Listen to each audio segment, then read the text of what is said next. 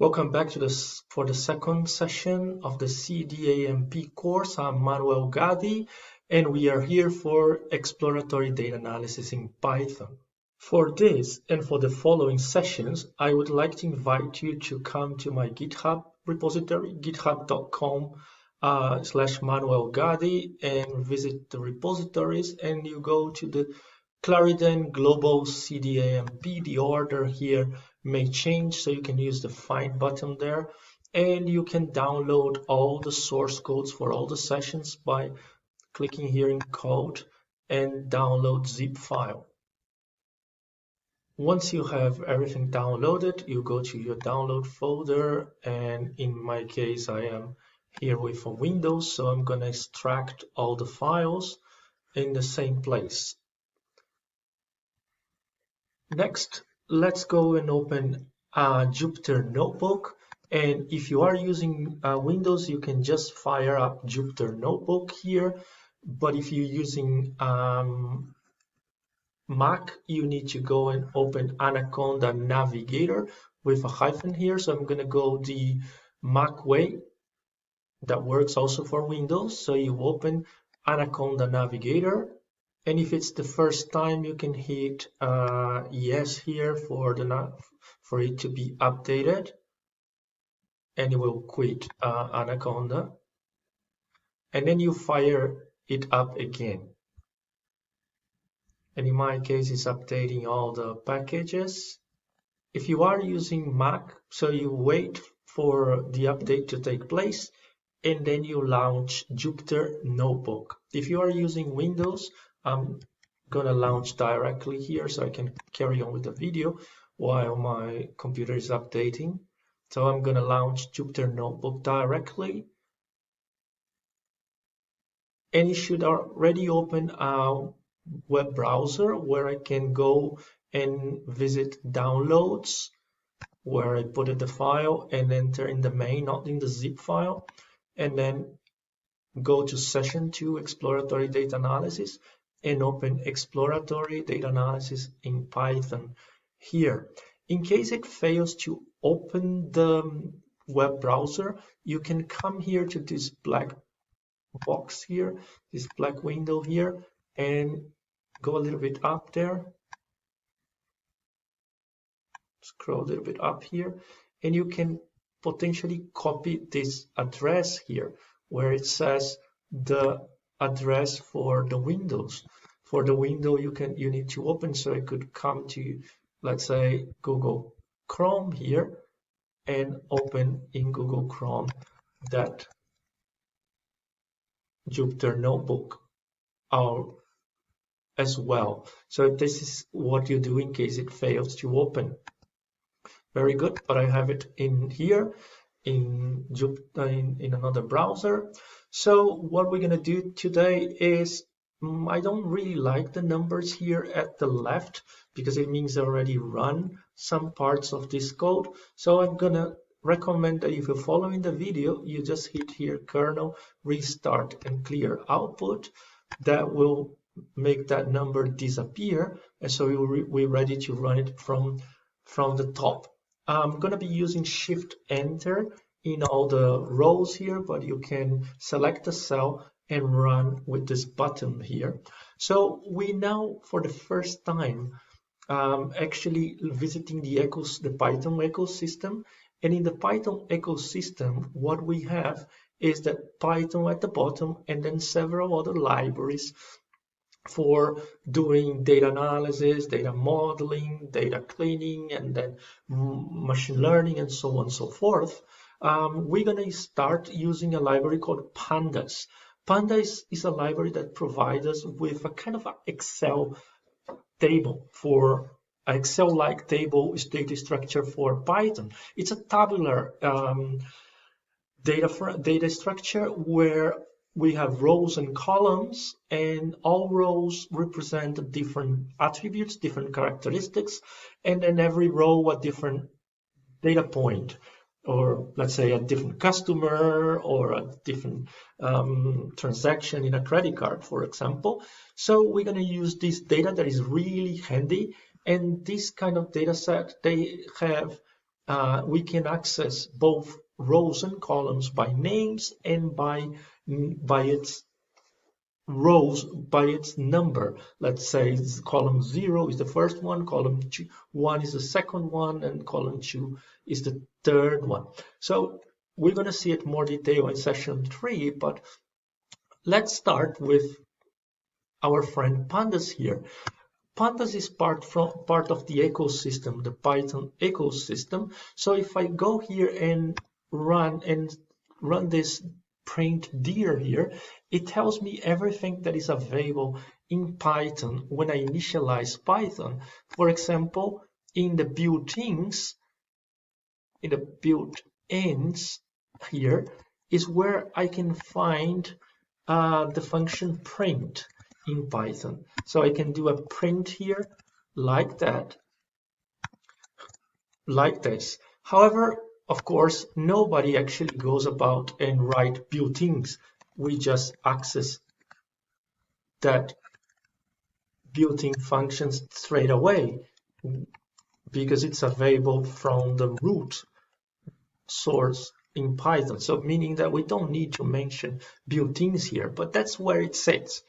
Now we want to have access to the ecosystem of Python, the libraries that comes from the Python community that has been built from people not from the Python Foundation. One of those is Pandas. So if we go about and say import pandas spd, this is going to import the library that is already installed in our Anaconda distribution here, and it's available for us. And we can just go and see now that we have access to Pandas here. So now we can go and use Pandas because Pandas has been imported. Python doesn't import everything because it's so many libraries that we can use. There are about more than 200,000 libraries out there. Not all are installed in our computer, and from those that are installed in your computer, not all will be loaded because that would be taking a lot of time. You saw really quickly there how long it took to load Pandas. Imagine loading every single library in Python. It's not useful, and it's going to use memory. So how do we use Pandas for importing data? Well, Pandas has very handy methods like read underscore and the type of file. In this example, we're going to use pd.readExcel to read an Excel file. If I put it this Yahoo Finance, it will say that I don't have a file called yahoo.xlsx. Why is that? It's because actually that file, it's inside a specific directory in my computer, and that directory is inside 0 main session 2. There is a folder called datasets, and that yahoo.xl is inside that datasets folder. So I need to tell here datasets / and if I do that, now it reads that file, and in this case I'm using head2 just to print the first 2 rows of that data set. Okay, so here I'm going there and reading all the data, all the columns and all the data. If instead I go and remove this, it will then print the first 5 rows and the last 5 rows of my data set.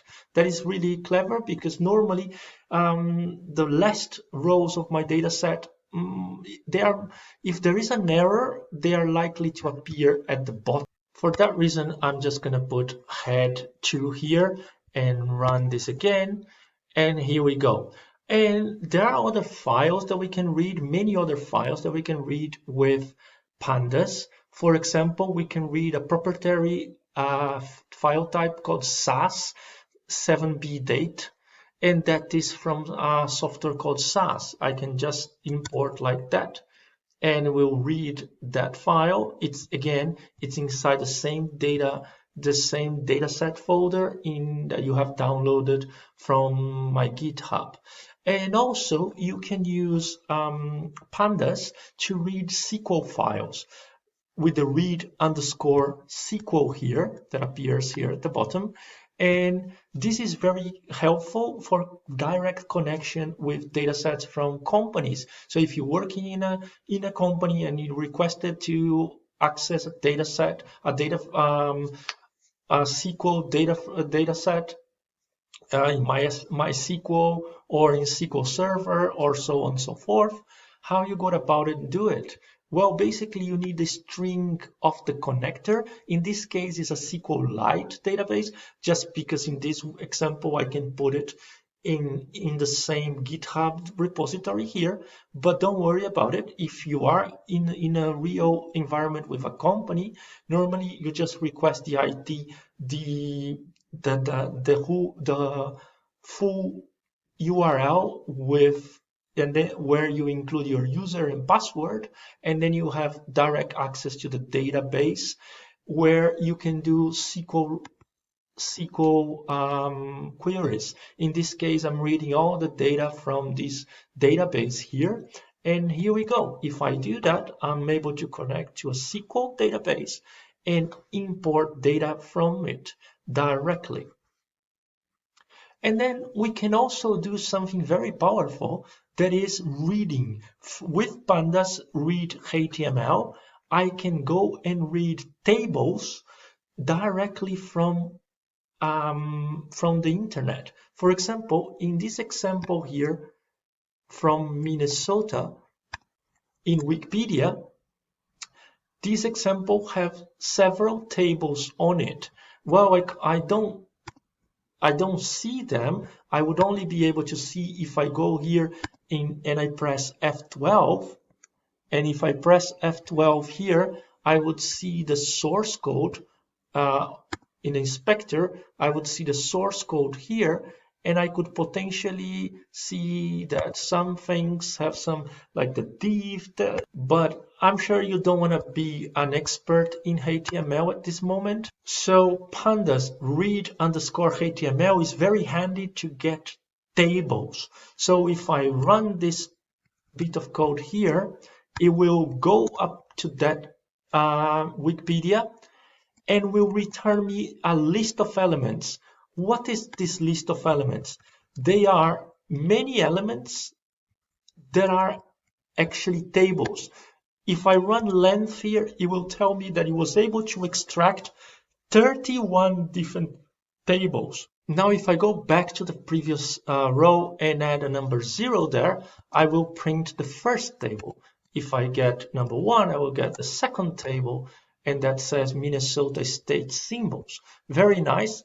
I can come here and I can even try to match historical population, and then it goes there and directly access to that table using match. If I don't want to get all the tables, I can search for a table with the label, like in this case, historical population. I don't really need to put all the historical. I can just put historical pop, and it would potentially give me the same result. It's just matching for historical pop, and then we'll get the historical population. Very nice. What else can I import? I can import CSV, comma separated values. The anorexia file that we're going to import right now, we could open that, let's say with WordPad here, and we would see that it's separated by comma, and it has title at the top. It is a txt file, and if I import that file, it will give me this data with ID, group, pre-weight, post-weight, and difference weight that I will explain in a second. But now I want to propose you an exercise, and basically is go and import these two data sets, census train and census test, and you can pause the video now and come back when you're ready, because I'm going to start solving the exercise in 1 second. So now that you have had time to go and and solve the exercise. Let's start working. First, let's just import pandas spd. I know, and then I know we already imported, so we didn't need to import it again, but it's very nice to have a piece of code that works even if we just run this bit of the code anyways. So now let's read the pd read CSV here, and remember we need this census train .csv here. This is going to fail because remember it's inside a folder called datasets. So now this is returning the file, but it's not actually useful because I haven't assigned it to anything. So I should assign it with df equal. If I do df equal, now I am able to do, I don't know, df head 2. But that's not very clever to call it df as it is here for one reason. I have to read two files, and if I read the second file and I call it df as well, I mean like that with the df test, the census test, what's going to happen is that I'm going to override the df that I've just created, the data frame that I just created previously. Therefore, it is clever if I call it differently. So call it df train here, df train here, and in this one I call df test here, and then I do df underscore test dot head 2. So I just want to print this data here, and here we go. We've imported the two files. Very nice. So let's carry on and see more things we can do with pandas. With pandas, for data exploration, we can read files. We have seen many ways, and if I just put the word df, what I've just assigned to, I see the first 5 rows and the bottom 5 rows. If I now go and say head, it will give me the 5 top rows. If I put a number here, I can see 10 rows. And I can do tails as well, separate, and I can see the 3 bottom lines. Another useful thing is df.columns. Columns give me the names of the columns that I can potentially use it or select things. I know it also comes in the head and in the tail. Shape tells me the number of rows and number of columns in my data frame, and D types actually tell me the types of my data frame. In this case, integers and floats. Floats have decimal points, integers don't have decimal points. Another one that may come useful sometimes is info, because info tells me if I have new values on those columns, it gives me the D type already and give me the column names and so on and so forth. So it actually tells me 72 entries and 5 columns. So info gives me everything that I want. And also one very useful that combines many other metrics, it's describe. It gives me a summary of many statistical metrics, like the average, called, well, the counting, how many rows we have that are valid, that are not missing, the average, the mean, the standard deviation, the minimum, the 25%, the 70%, 50%, that's the median, the 75%, and the maximum for every single column that is numeric. In data types, we have data types that are numeric and data types that are non-numeric. The non-numerics are categorical, and for categorical variables, we very likely want to use value counts. Value counts count me, is a frequency table that counts me how many elements of group 1 we have, group 2, group 3. And we can also say normalize equals to true, and we get that data with the percentage, 40%, 36%. Now you can pause the video again and solve exercise 2, that is make a quick EDA with census train.csv dataset. So now that we solved the previous part, we can read the file. In this case, I'm just gonna read as a DF. And what can I do to have a look at the data? Well, you saw that info is really handy. Info is really handy, so I know that all my columns, they don't have missing. I have 32,000 rows, 12 columns. It's really good to have a look at DF as well to see the first 5 rows, top bottom rows, and it's also good to have a look at describe. It will give me for all those values that are numeric. And then we have value counts. Value counts are for those that are non-numeric, that are categorical, so they don't appear here. How do we go about and select those columns? We can see that the first column that doesn't appear there,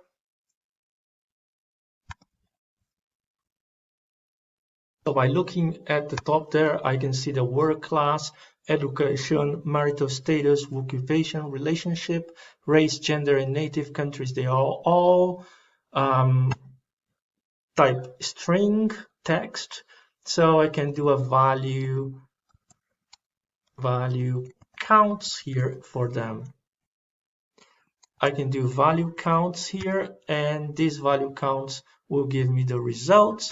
And I can even say normalize equals to true, and I would get the result in percentage. You can see that it's sorted from the most common to the least common one, and then here you can see the solution for all cases: education, marital status, occupation, relationship, race, gender, and native country.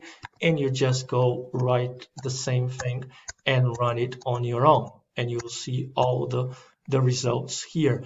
Careful, because inside here you cannot put spaces if they don't exist. This has to be the exact name that you get there. So thank you so much. This is exploratory data analysis in Python for the CDAMP course. My name is Manuel Gadi.